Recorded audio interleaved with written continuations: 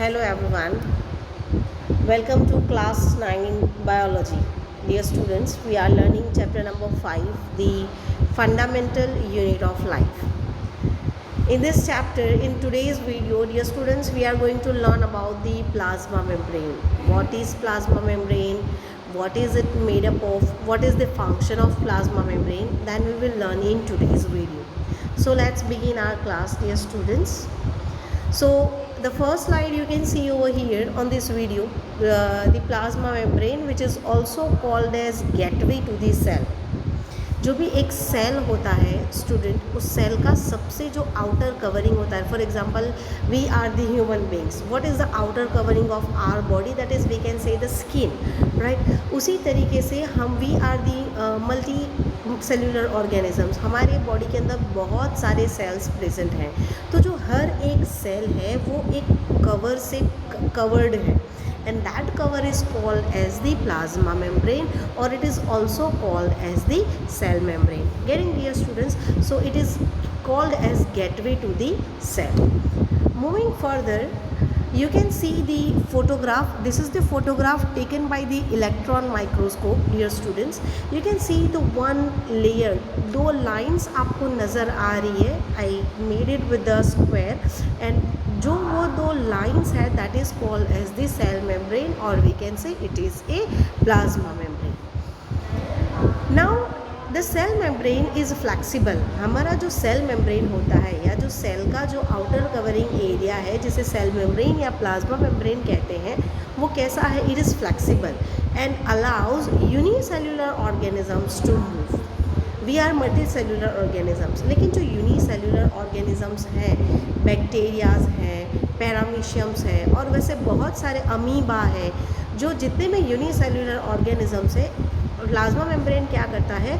उसको फ्लेक्सिबिलिटी देता है ताकि वो मूव कर सके.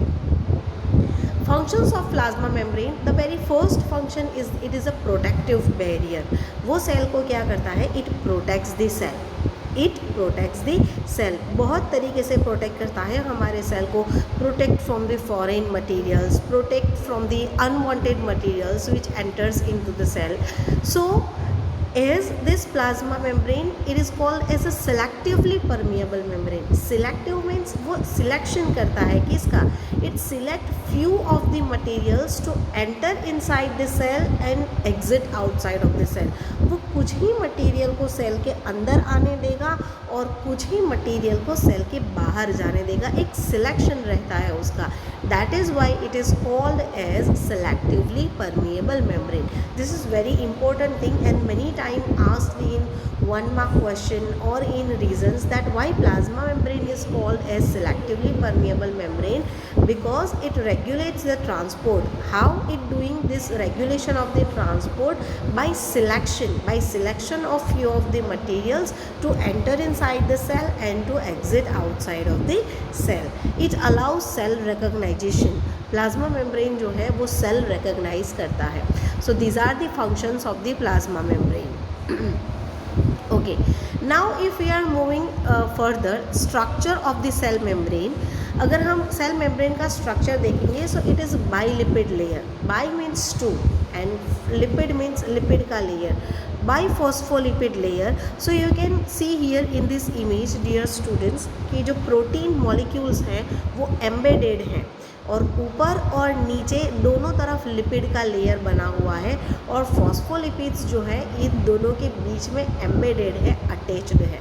सो plasma membrane is biphospholipid layer. दो लिपिड के लेयर होते हैं और बीच में प्रोटीन्स और फॉस्फोलिपिड्स कैसे होते हैं? अटैच्ड होते हैं.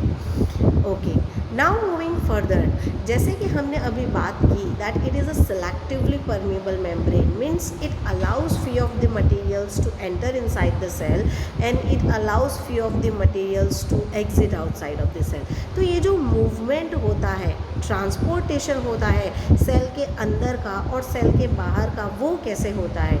How this molecules are transported? So they are transported by few processes, and that processes are active transport and passive transport. The transportation, few of the transportation of the molecules requires energy, and few of the processes do not require any kind of energy. So now we will learn they are the processes which are called as the diffusion and osmosis. Now we are talking here about the simple diffusion. Diffusion it is a process which allows molecules to transport from one place to another place. एक simple सी बात करें अगर हम mummy घर पे खाना बनाती है ना dear students, so when our mother is cooking something very delicious dish she is preparing inside the kitchen, and if we are sitting at the next hall or at the next room, and so after few minutes we'll get that aroma, the whatever the mother is making we'll get that aroma. So how we are getting that aroma?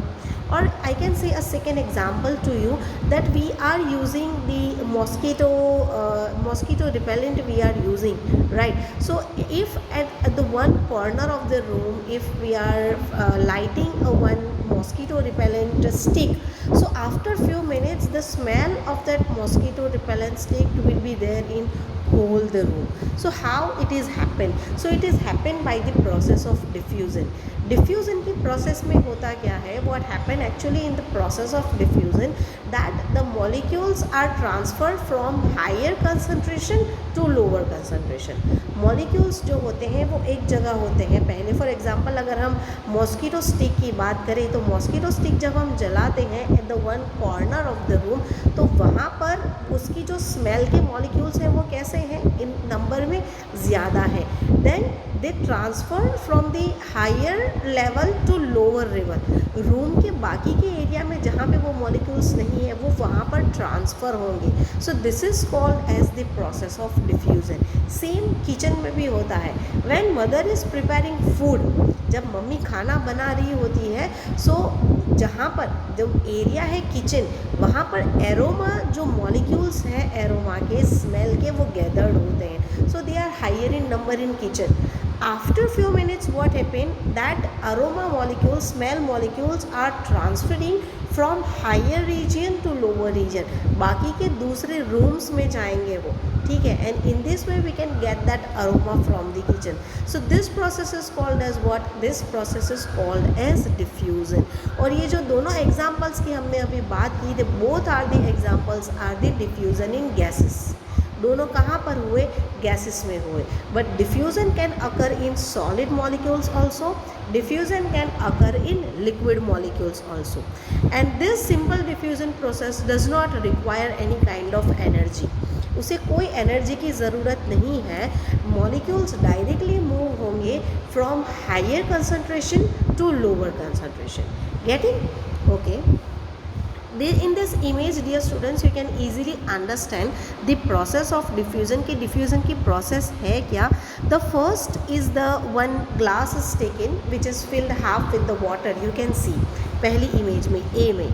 Then we are adding one drop of dye, orange color का एक dye का drop add कर रहे हैं. So when we are adding a drop of dye, तो in the beginning area जो ऊपर का एरिया है फ्लोटल एरिया, वहाँ पर इंक के मॉलिक्यूल्स कैसे हैं?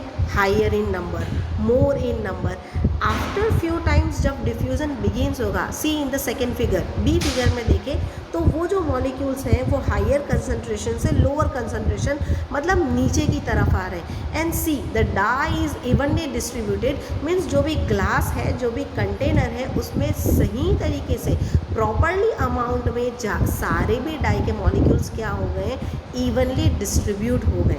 तो this is the process of diffusion in liquids. हमने पहले बात की थी diffusion in gases. Now this is the example of diffusion in liquids. You can easily see कि जो इंक मॉलिक्यूल्स हैं वो पहले शुरुआत में ज़्यादा थे, देन वो लोअर रीजन की तरफ आ रहे हैं, धीरे धीरे कम हो रहे हैं, and then they are evenly distributed. Getting dear students, in below image with the help of molecules, with the help of round structures, you can easily able to understood that how diffusion occurs in liquids. तो ये जो same process है वही process हमारे cell में भी होती है for the transportation of the molecule to get enter inside the cell and to get exit outside of the cell. Okay, moving further, diffusion through a membrane. अब हम membrane से डिफ्यूज़न सीखेंगे, because एक plasma membrane आएगा बीच में, उसके बाद cell आएगा, तो बाहर से सेल की तरफ जो भी एंटर हो रहा है वो कैसे होगा, जो भी मटेरियल सेल के बाहर ज़्यादा है वो सेल के अंदर जाएंगे, और जो भी मटेरियल सेल के अंदर ज़्यादा है वो सेल के बाहर आएंगे। In short, you have to remember only one thing dear students, that whatever the transportation occurs, it occurs from higher concentration to lower concentration in the process of diffusion. Okay, moving further, now this is the example of water. There are two processes. One is diffusion and second is osmosis. Diffusion can occur in all three states, that is solid, liquid and gases, whereas osmosis is occur only in a liquid state, especially for water molecules. You can see here, dear students, round color के जो structures हैं they are solute concentration, वेरेज बाकी के जो छोटे छोटे नज़र आ रहे हैं आपको fish like structures, they are the water molecules. तो पहले इस तरफ जो है वो वाटर कंसनट्रेशन कैसा है, ज़्यादा, एंड सोल्यूट कंसनट्रेशन कैसा है, लो। एट द मेम्ब्रेन के इस तरफ water concentration is high and solute concentration is high and water concentration is low. तो water concentration जहाँ पर ज़्यादा है वहाँ से दूसरी तरफ जाएगा. If water concentration is higher outside of the cell, then water enters inside the cell. And if water concentration is higher inside the cell, then cell loses some amount of the water. So एक ही चीज़ आपको याद रखनी है कि molecules हमेशा कहाँ से कहाँ ट्रांसफ़र होंगे. That molecules will always transfer from higher concentration to lower concentration. See the example. One of the example is given into your textbook. Yes, one of the example is given that if we are keeping a cell in 3 different solution, अगर हम एक cell को 3 अलग अलग solution में रखते हैं. Solutions है isotonic solution, hypertonic solution and hypotonic solution. Iso means what, same, मतलब जितना कंसंट्रेशन सेल के अंदर है उतना ही कंसंट्रेशन सेल के बाहर है. तो मूवमेंट तो होगा, वाटर का मूवमेंट होगा, लेकिन जितना पानी सेल के बाहर जाएगा उतना ही पानी सेल के अंदर आएगा. तो सेल के शेप में कोई चेंज नहीं होगा. In which solution? In isotonic solution. That is the first figure you can see here in this image. Second है hypertonic solution.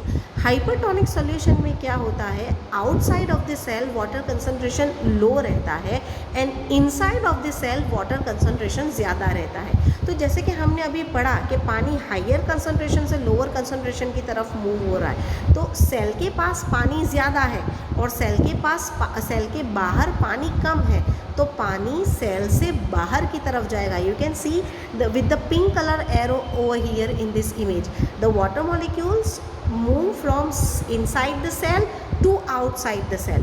अब यहाँ पर सेल पानी लूज कर रहा है, सेल लूजेस वाटर, तो सेल क्या हो जाएगा, श्रिंक हो जाएगा. तो जो भी हमारा सेल होगा वो क्या हो जाएगा, it shrinks. Whereas in third solution you can see, dear students, that this water concentration is greater outside of the cell. With the blue color arrow you can see over here, water will get inside the cell. पानी cell के अंदर आ रहा है. अब cell के अंदर पानी आ रहा है तो सेल क्या होगा, साइज में स्वॉलन होगा, बढ़ेगा, फूलेगा cell. Getting, so that is called as hypotonic solutions. So 3 different solutions we discussed over here. Isotonic solutions means same concentration, hypertonic solutions with having less water molecules outside of the cell, and hypotonic solutions with having high water molecules outside of the cell. Now we will discuss the same thing with the red blood cell. कि red blood cells के साथ क्या होता है. So see in the first image, hypertonic solution के अंदर क्या होगा, रेड ब्लड सेल पानी लूज़ करेगा तो वो श्रिंक हो जाएगा. In second image isotonic solution के अंदर जितना पानी सेल के अंदर आएगा उतना ही पानी सेल के बाहर जाएगा. So we can see no difference in the shape of the cell और in the shape of the RBC. Whereas in third image, outside of the cell water concentration is very high. तो water outside से cell के अंदर आएगा तो cell क्या हो जाएगा, फूलेगा, इट swollen up हो जाएगा. So these are the three different solutions we had learned: hypertonic, isotonic and hypotonic. Now one more thing in plasma membrane, that few organisms, some single cellular organisms like amoeba are doing the process of endocytosis, which is also called as phagocytosis. You can see in this image dear students कि एक bacteria है जो green colour का है. तो amoeba क्या करेगा, amoeba create pseudopodia, वो सुडोपोडिया क्रिएट करेगा और उसको एक वेसिकल के फॉर्म में लेगा, and that vesicle is called as food vesicle. That vesicle is food vesicle, and this is also called as cell eating. It will be more clear by one of the image. You can see here, जो red colour का आपको दिख रहा है वो एक food particle है amoeba के लिए. Amoeba create pseudopodia, engulfs that food particle, converting into the food vacuole, digest that food vacuole, और डाइजेशन के बाद जो भी उसका एक्सक्रीशन होगा, जो भी वेस्ट मटेरियल है जो उसको बाहर निकालना है, it will also done by the plasma membrane. तो दो प्रोसेसेस यहाँ पर प्लाज्मा मेम्ब्रेन से हुई, एक हुई एंडोसाइटोसिस और दूसरी हुई exocytosis. Endo means inside and cyto means cell and सिंस मीन्स प्रोसेस. इनसाइड जो सेल लिया, that is engulfing the food particle, that is called as the endocytosis. और लास्ट में उसने जो वेस्ट मटेरियल बाहर निकाला, that is also done with the help of the plasma membrane, which is called as the exocytosis. So this much all about in today's video of about the plasma membrane. Thank you so very much.